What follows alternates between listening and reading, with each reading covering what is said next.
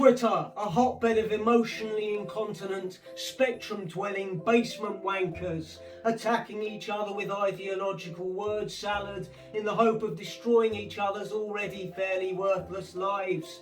A place where you could once have a laugh and a joke with open-minded people, now sadly reduced to a toilet of vindictive moral absolutists, endlessly vomiting their self-righteous narcissistic sociological certainties down a drain of moral turpitude into a festering sewer of collective intolerance. Woke infected witchfinders desperately policing their timeline, looking for a jumble of words and phrases that they can misrepresent in order to smear someone that they've never met as racist, sexist or transphobic, wallowing in a swamp of hysteria and hypocrisy where an individual's chosen pronouns are sacred, where adopting a Ukrainian orphan is obligatory, a place where professional sportswomen can have penises, and where anything resembling a joke is automatically recategorised as hate speech, a place where you might drop in briefly to observe with horror how woke culture has morphed inexorably into a brazen 21st century digital reinvention of Nazism,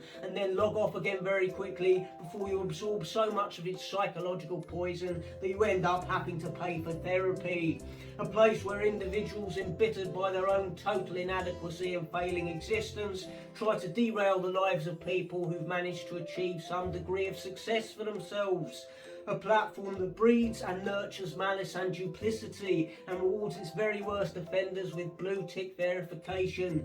Finally, someone has come along to tackle this festering wound on human progress. Elon Musk has become the biggest single shareholder in Twitter and has refused to take a seat on the board, which means he could go on to take full ownership of the company should he so wish. What we know of him from his public statements is that Musk is a man who believes in free speech as a bedrock of democracy, a man with little respect for woke culture.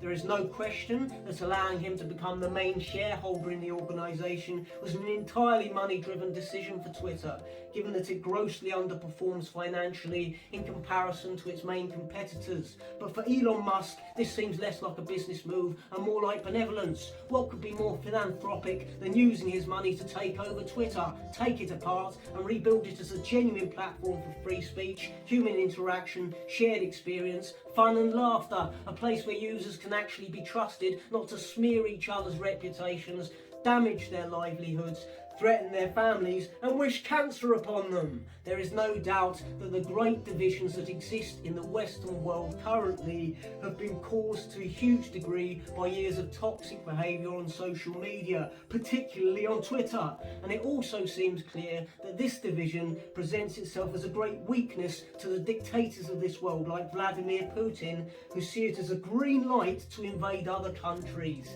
There's no doubt that the poisonous, regressive, woke hysteria we've allowed to flourish online has led us undeniably to this moment where thousands are being slaughtered in Ukraine. So thank fuck for someone like Elon Musk. Thank fuck there is someone out there with personal integrity and a moral compass who also has the financial resources to step in and dismantle this cultural atrocity, this civilizational tumour that we've allowed to grow unchecked for so long.